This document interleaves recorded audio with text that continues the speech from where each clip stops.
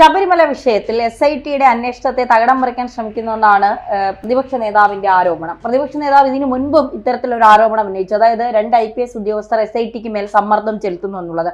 അതായത് ഈ രമേശ് ചെന്നിത്തല അടക്കം പറയുന്നത് CBI അന്വേഷണം വരണമെന്ന്. അപ്പൊ SIT കാര്യമായ അന്വേഷണ രീതിയിലേക്കല്ല പോകുന്നത് എന്ന് ഇപ്പോൾ കോടതിക്ക് പോലും ബോധ്യപ്പെടുത്താനുള്ള VD സതീശന്റെ ഒരു നീക്കമാണോ നമ്മൾ കാണേണ്ടത്? VD സതീശൻ പറഞ്ഞത് 100% ശരിയാണ്. 2 IPS ഉദ്യോഗസ്ഥർ തന്നെ ഈ അന്വേഷണത്തിൽ സമ്മർദ്ദം ചെലുത്തിക്കൊണ്ട് ശരിയായിട്ടുള്ള റിപ്പോർട്ട് സമർപ്പിക്കാതിരിക്കാൻ SITക്ക് മേൽ സമ്മർദ്ദം ചെലുത്തുന്നുണ്ട്. എപ്പോഴാണ് തുടങ്ങിയത്? പത്മകുമാർ അറസ്റ്റ് ആയതിനു ശേഷമാണ് ആ നീക്കം തുടങ്ങിയത്. എന്തുകൊണ്ടാണത്? പത്മകുമാറിന് മുകളിലുള്ള ആളുകൾ ആരൊക്കെയാണത്? ഒന്ന് കടകംപള്ളി സുരേന്ദ്രൻ, അദ്ദേഹമാണ്. അതുപോലെ തന്നെ ഇപ്പോഴത്തെ ദേവസ്വം മന്ത്രി VN വാസവൻ, ഇവരെല്ലാം തന്നെ അറസ്റ്റിലാകപ്പെടും, ചോദ്യം ചെയ്യപ്പെടും, പല കള്ളികളും പുറത്തു വരും. ഇത് ഒഴിവാക്കാൻ വേണ്ടിയിട്ടുള്ള തീവ്രമായിട്ടുള്ള ഒരു നീക്കം തന്നെ നടത്തുകയുണ്ടായി പിണറായി വിജയൻ. അപ്പോൾ അതിനെയൊക്കെ തുടർന്നിട്ടാണ് ഒരാശയക്കുഴപ്പം. എല്ലാം കോടതിയും പറയുന്നത് ആശയക്കുഴപ്പം. നിങ്ങൾ എന്താണ് മുകളിലോട്ട് പോകാൻ പഠിക്കുന്നത്? നിങ്ങൾ ആരെയാണ് പേടിക്കുന്നത്? ഈ മാതിരിയാണ് കോടതി ചോദിക്കുന്നത്. ഇത് കോടതിയുടെ നിർദോഷമായിട്ടുള്ള ഒരു നിരീക്ഷണമാണ്. കോടതി കാണുന്നത് അതാണ്. അപ്പോൾ അത് പട്ടാപ്പകൽ പോലെ പച്ചയായിട്ട് വ്യക്തമായിട്ടുള്ള കാര്യമാണ്. സംശയമൊന്നുമില്ലാത്ത കാര്യമാണ്. സമ്മർദ്ദം ഉണ്ടാകുന്നത് കൊണ്ടാണ് അന്വേഷണം മുകളിലോട്ട് നീളാത്തത്. അതുകൊണ്ടാണ് കടകംപള്ളി സുരേന്ദ്രനെ ചോദ്യം ചെയ്തിട്ട് 2 ദിവസം കഴിഞ്ഞ് മാത്രം മാധ്യമങ്ങൾ അറിയുന്നത്. 2.5 മണിക്കൂർ 4 ദിവസം 2.5 മണിക്കൂർ ചോദ്യം ചെയ്തിട്ടും യാതൊന്നും സംഭവിക്കാത്ത മട്ടിൽ അവരെന്നോടൊരു ചെറിയ അഡ്വൈസ് ചോദിക്കുകയായിരുന്നുള്ള മട്ടിൽ ഉത്തരം പറഞ്ഞ് ഈസി ആയിട്ട് കാറിൽ കയറി കടകംപള്ളി സുരേന്ദ്രൻ പോയത്. എന്തുകൊണ്ട്? സംരക്ഷിക്കാൻ ആളുകളുണ്ട്. അതുകൊണ്ട് ഒരു ടെൻഷനുമില്ല.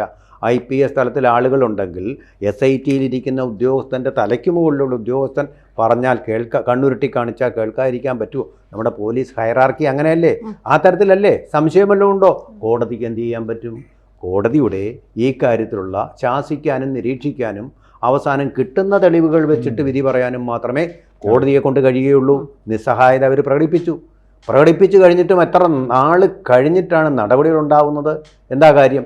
അവിടുന്ന് അങ്ങോട്ട് ചെല്ലുന്ന പോടാ അങ്ങോട്ടൊന്നും പറഞ്ഞ് ഗവൺമെൻറ്റിൻ്റെ ഭാഗത്ത് നിന്നുള്ള ഗവൺമെൻറ്റിനെ സംരക്ഷിക്കുന്നവർ ഇങ്ങോട്ട് തിരിച്ചു തള്ളും. ഇത് മാത്രമല്ല ധന്യ, നമ്മൾ നിരീക്ഷിച്ച് നോക്കിയാൽ നമുക്ക് കാണാൻ കഴിയുന്ന ഒരു കാര്യം, SNDP യോഗം, അതുപോലെ NSS, ഇന്നലെയായിരുന്നു 149ാം ജന്മജയന്തിയോടനുബന്ധിച്ചുള്ള സമ്മേളനം.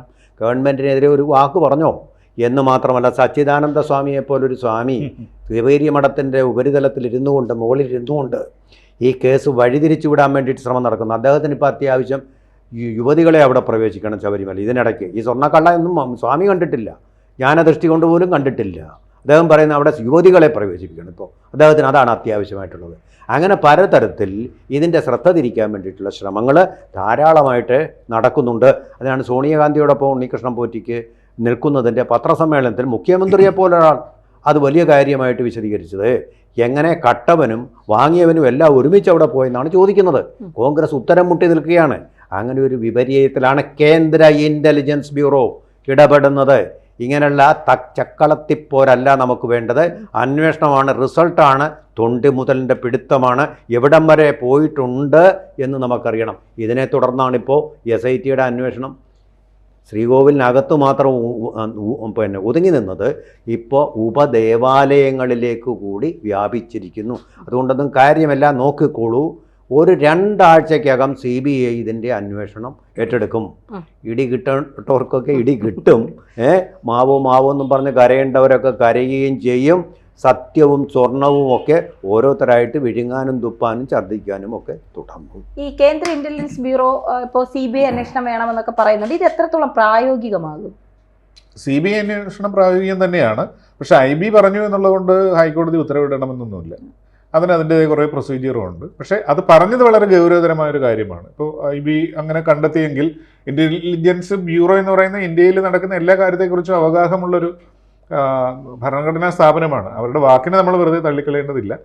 പക്ഷേ ഇതിനപ്പുറം ഇപ്പോൾ ഈ 2 നേതാക്കന്മാരുടെ പ്രസ്താവനയും നമ്മളിതിൽ കണ്ടപ്പോൾ എനിക്ക് ബലമായൊരു സംശയം തോന്നുന്നുണ്ട്. അതായത് ഇപ്പോൾ സച്ചിദാനന്ദ സ്വാമികൾ വിഷയത്തിൽ നിന്ന് ശ്രദ്ധ തിരിച്ച് വേറൊരു വിവാദത്തിലേക്ക് കൊണ്ടുപോകാനായിട്ട് ശ്രമിക്കുന്നു. അദ്ദേഹത്തിന് ഈ ശബരിമലയിൽ ഇത്രയും നടന്ന ഒരു കാര്യവും ബാധിച്ചിട്ടില്ല. അതൊന്നും അല്ല അദ്ദേഹം ചർച്ച ചെയ്യാൻ പോകുന്നത്. അവിടെ പെണ്ണുങ്ങൾ കയറുന്നില്ലേ എന്നാണ് അദ്ദേഹത്തിന്റെ ചോദ്യം. പെണ്ണുങ്ങൾ കയറാൻ തടസ്സം ഇപ്പോഴത്തെ സുപ്രീം കോടതി വിധി പ്രകാരം ഇല്ല എന്നതുപോലും അദ്ദേഹം മനസ്സിലാക്കുന്നില്ല. അടുത്തത്, ശ്രീ സുകുമാരൻ നായരാണ്. അദ്ദേഹം പറഞ്ഞത് രാഷ്ട്രീയ വിഷയമല്ല എന്നാണ് പറയുന്നത്. ശബരിമലയിൽ രാഷ്ട്രീയ വിഷയമല്ല എങ്കിൽ പിന്നെ രാഷ്ട്രീയക്കാരെന്തിനാണ് ശബരിമലയെ ഭരിക്കുന്നത്? അപ്പൊ അദ്ദേഹവും വിഷയത്തിൽ നിന്ന് വളരെ ബുദ്ധിപരമായിട്ട് കൈകഴുകുന്നതാണ് കാണുന്നത്. യഥാർത്ഥത്തിൽ ഈ അന്വേഷണത്തിന്റെ ഒരു ഘട്ടത്തിലും ഇവരാരും ഉന്നയിക്കാത്ത ഒരു കാര്യമുണ്ട്. അതാണ് അത്ഭുതകരമെന്ന് പറയുന്നത്. അതായത് ശബരിമല ആ ക്ഷേത്രവും പരിസരവും 100% CCTV ക്യാമറയുടെ നിരീക്ഷണത്തിലുള്ളതാണ്.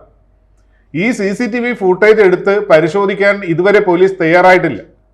അത് എടുക്കണമെന്ന് ഈ പറയുന്ന മഹത് വ്യക്തികൾ ആരെങ്കിലും പറഞ്ഞായിട്ട് കേട്ടിട്ടുണ്ടോ? ഇല്ല. ഒരു സാധാരണക്കാരനെ പിടിച്ചാൽ അവൻ കാറിൽ ഇരുന്ന് മദ്യപിക്കുന്നത് കണ്ടാലോ അല്ലെങ്കിൽ സംശയകരമായിട്ട് ആദ്യമേ അവന്റെ മൊബൈലും കൊണ്ടുപോകുന്നവർ ആരുടെയെങ്കിലും മൊബൈൽ പരിശോധിച്ചിട്ടുണ്ടോ? ഇത്രയും ആൾക്കാർ ഈ പ്രതിപട്ടികയിൽ നിൽക്കുന്ന സംശയത്തിന്റെ നിഴലിൽ നിൽക്കുന്ന ഒരാളുടെയും മൊബൈൽ പിടിച്ചെടുത്തിട്ടില്ല. ചോദ്യം ചെയ്യാൻ വിളിപ്പിക്കുന്നു, ആ ചടങ്ങ് കഴിയുന്നു, നിങ്ങൾ പോയിക്കോളൂ എന്ന് പറയാം. ക്യാമറയ്ക്ക് വിരുന്നൊരുക്കുന്നു, ഞങ്ങൾ ഇതെല്ലാം ചെയ്തു എന്ന് പറഞ്ഞു. ഇതല്ല ഒരു അന്വേഷണ ഉദ്യോഗസ്ഥൻ ശബരിമല പോലുള്ള ഒരു വിഷയത്തിൽ ചെയ്യേണ്ടത്. അന്വേഷണം പാളുന്നു എന്നുള്ളതിന് യാതൊരു സംശയവുമില്ല. CCTV ഫുട്ടേജ് ശബരിമലയിൽ മാത്രമല്ല, ഈ മന്ത്രിമാരുടെയും ഇതിൽ ഉൾപ്പെട്ട ദേവസ്വം അംഗങ്ങളുടെ എല്ലാം വീട്ടിലുള്ള CCTVയുടെ ഫുട്ടേജുകൾ പരിശോധിക്കണം. അത് നശിപ്പിച്ചിട്ടുണ്ടെങ്കിൽ അതിനെ ഫോറൻസിക് എവിഡൻസ് അതിൽ നിന്ന് കളക്ട് ചെയ്യാനായിട്ട് പറ്റും. അതോടൊപ്പം തന്നെ ഇവരുടെ കോളുകൾ എങ്ങോട്ടെല്ലാം പോയിട്ടുണ്ട്. ഇതൊക്കെ വളരെ അനായാസം പോലീസിന് ചെയ്യാവുന്ന കാര്യങ്ങളാണ്. ആരും അന്വേഷണത്തിൽ ആത്മാർത്ഥതയുണ്ടായിരുന്നുവെങ്കിൽ എത്രയോ പേര് ഇതിനെക്കുറിച്ച് പറയണമായിരുന്നു.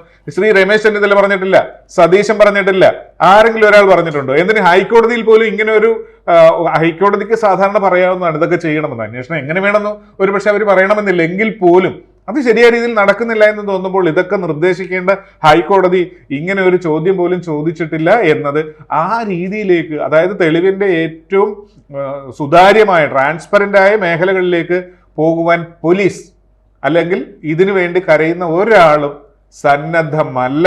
ഇതിനെ ഒതുക്കി തീർക്കണമെങ്കിൽ CCTV ഫുട്ടേജുകളും ഈ ഫോൺ റെക്കോർഡുകളും ഒക്കെ നശിക്കുവാനും നശിപ്പിക്കുവാനുള്ള മതിയായ സമയം ലഭിക്കണം എന്നതല്ല ഇതിൽ നിന്ന് നമ്മൾ മനസ്സിലാക്കുന്നത്. തന്നെയാണ് തീർച്ചയായിട്ടും. ഇതൊരു വളരെ പ്രധാനപ്പെട്ട ഒരു ചോദ്യം തന്നെയാണ്.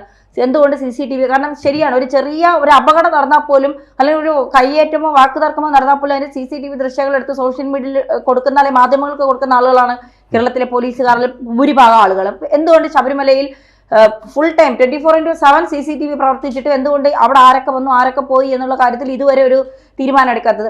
അതിനേക്കാൾ ഇപ്പൊ സാർ ഇതൊക്കെ ഇവിടെ നിൽക്കുമ്പോൾ എന്താണ് ഈ സച്ചിദാനന്ദ സ്വാമിയുടെ ഒരു ഈ ഒരു പുതിയ ഒരു രംഗപ്രവേശനത്തിന്റെ വീണ്ടും യുവതീ പ്രവേശന ചർച്ചകൾ നടത്തുമ്പോൾ അതുവഴി സ്വർണ്ണക്കുള്ള ഒലിച്ചു പോകുമെന്നുള്ള ആരുടെയൊക്കെയോ നിർദ്ദേശത്തിന്റെ പുറത്തല്ലേ ഈ പൊതുവേദിയിൽ ഈ സച്ചിദാനന്ദ സ്വാമി യുവതീ പ്രവേശനം വീണ്ടും വലിച്ചിഴച്ചത്? പിണറായിയുടെ ആളാണ്. പിണറായിയുടെ PR വർക്കിന്റെ ഭാഗമാണ് അദ്ദേഹം. പണ്ടും ഇങ്ങനെ തന്നെയാണ്. എല്ലാ കാര്യങ്ങളിലും ഭൗതികവാദിയും ഹിന്ദുവിരുദ്ധനുമായ പിണറായിയെ പിന്തുണയ്ക്കുന്ന സമീപനമാണ് കൈക്കൊണ്ടിരിക്കുന്നത്. എന്ന് മാത്രമല്ല, വേറൊരു കാര്യം കൂടെ നമ്മൾ ഓർക്കണം ധന്യ. അതായത് ഇത് 2019 അതിനു മുമ്പുമായിട്ടാണ് ഈ കാര്യങ്ങളൊക്കെ കൂടുതലായിട്ട് നടന്നിരിക്കുന്നത്. ഇപ്പോഴുള്ള കാര്യങ്ങൾ നമ്മൾ കണ്ട കാര്യങ്ങളാണ്. CCTV വേണ്ട. CCTV ഫുട്ടേജ് വേണ്ടത് 2019 കാര്യങ്ങൾക്ക് വേണ്ടിയിട്ടാണ്. അത്രയും നാൾ ഈ ഫുട്ടേജുകൾ നിലനിൽക്കുമോ എന്നുള്ളത്, അല്ലെങ്കിൽ തന്നെ പറ്റും നമുക്ക് ഫോറൻസിക് ഉപയോഗിച്ചുകൊണ്ട് അല്ലേ റിട്രീവ് അല്ലെങ്കിൽ പിന്നെ നമ്മുടെ സൈബർ സെല്ലിൽ ചെന്നിട്ട് അതിൻ്റെ റിട്രീവ് ചെയ്യാൻ പറ്റും. അതിൻ്റെ ഹാർഡ് ഡിസ്ക് ഉണ്ടെങ്കിൽ അല്ലേ എന്നാണ് ഞാൻ മനസ്സിലാക്കുന്നത്. സബ്ജക്റ്റ് ടു കറക്ഷൻ ആ റിട്രീവ് ചെയ്യാൻ പറ്റും. ആ റിട്രീവ് ചെയ്യാവുന്നതേ ഉള്ളൂ. ഈ പറഞ്ഞ 2019 നമുക്ക് റിട്രീവ് ചെയ്യാൻ പറ്റും. റിട്രീവ് ചെയ്ത് പരിശോധിക്കണം, വളരെ പ്രധാനപ്പെട്ട കാര്യമാണ്. എന്ന് മാത്രമല്ല, ഇതിപ്പോൾ അവിടെയാണ് CCTV ഉള്ളത്, ഉപക്ഷേത്രങ്ങളിലില്ല. ഉപക്ഷേത്രങ്ങളിലും മോഷണം നടന്നിട്ടുണ്ട്. നേരത്തെ പറഞ്ഞതുപോലെ മഞ്ഞുകട്ടയുടെ ഒരു ഉപരിതലം മാത്രമാണ് നമ്മൾ കാണുന്നത്, ഒരു പീസ് മാത്രം. ആഴക്കടലിൽ മറഞ്ഞിരിക്കുന്നത് വലിയ ഒരു പർവ്വതം പോലുള്ള മഞ്ഞ് പർവ്വതമാണ് നിൽക്കുന്നത്. അത് നമ്മൾ ഐസ്ബർഗ് അതാണ് നിൽക്കുന്നത് എന്നാണ് ഇപ്പോൾ ഇത് സൂചിക്കുന്നത്. തൊടുന്നിടത്തെല്ലാം മോഷണം നടന്നിട്ടുണ്ട് ശിവരൂപത്തിൽ. ഇതിന് സർക്കാരിന് എന്തെങ്കിലും ആത്മാർത്ഥതയുണ്ടെങ്കിൽ നമ്മൾ ഈ ചാനൽ ചർച്ചകളിൽ ഇത് പറയേണ്ട ആവശ്യമൊന്നുമില്ല. അവരെ ഇപ്പോഴേ തെളിവ് സഹിതം ഇത് പുറത്തു കൊണ്ടുവന്നേനും. സർക്കാരിനെ സംബന്ധിച്ചിടത്തോളം ഇതിൽ നിന്ന് എങ്ങനെ ഊരിപ്പോകാൻ പറ്റും ഊരാ കൊടുക്കലാണ്. അതാണ് സംഭവം. അപ്പോൾ അതിൽ നിന്ന് എങ്ങനെ ഊരിപ്പോരാൻ പറ്റും എന്ന് നോക്കിക്കൊണ്ടിരിക്കുകയാണ്. അതുകൊണ്ടാണ് അടഞ്ഞ അധ്യായവും ഈ ജനങ്ങൾ ചർച്ച ചെയ്യാത്ത തള്ളിക്കളഞ്ഞ വിഷയങ്ങളും ഒക്കെ പലരെയും കൊണ്ട് ഉയർത്തിക്കൊണ്ടുവരുന്നത്. അതെ, ഇനിയിപ്പോ കുറച്ച് നാള് ഈ യുവതീ പ്രവേശനം ഇനി ഉണ്ടാകുമോ, യുവതികളെ ഇനി വേണമെങ്കിൽ സ്ത്രീകളെയും കയറ്റും. അത് ഈ ഒരു ശ്രദ്ധ മുഴുവൻ അങ്ങോട്ടേക്ക് തിരിക്കാൻ വേണ്ടി പല ഫെമിനിസ്റ്റുകളായ സ്ത്രീകളും വരും. വിശ്വാസമുണ്ട്, ഞങ്ങൾക്ക് കോടതി വിധി ഉണ്ടല്ലോ എന്നൊക്കെ പറഞ്ഞ് വന്നാൽ ആർക്കും ഒന്നും ചെയ്യാൻ കഴിയില്ല. പഴയ പോലെ ഒരു നാമജപ ഘോഷയാത്രയോ അല്ലെങ്കിൽ ആ രീതിയിലൊക്കെ വന്നാൽ കേരളം ഈ ചർച്ചയൊക്കെ മാറും. കേരളം മുഴുവൻ നെഞ്ചത്തടിച്ച് വിളിച്ചുകൊണ്ട് നിലവിളിച്ചുകൊണ്ട് നമ്മുടെ അമ്മമാരും ഭക്തരായിട്ടുള്ള സ്ത്രീകളും റോഡിൽ ഇറങ്ങേണ്ട സ്ഥിതിയാണ്.